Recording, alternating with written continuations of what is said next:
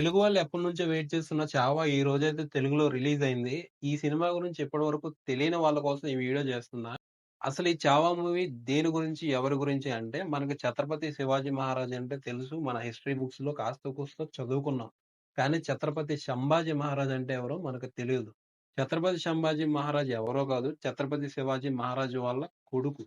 So, 'Chhatrapati Sambhaji Maharaj' story గురించి తెలుసుకోవాలంటే మనం ఈ 'చావా' మూవీ చూడాలి. ఇందులో హైలైట్‌గా నిలిచిన విషయాలేంటి ఇప్పుడు జెప్తాను.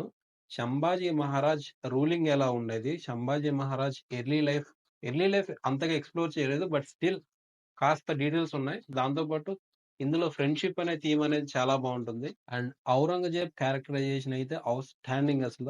క్లైమాక్స్ 40 మినిట్స్ మాత్రం మిమ్మల్ని సీట్ ఎడ్జ్‌లో కూర్చోబెడతాయి. వీలైనంత త్వరగా మీ దగ్గర ఉన్న బెస్ట్ థియేటర్‌లో అయితే ఈ సినిమాని మిస్ అవ్వకుండా చూడండి.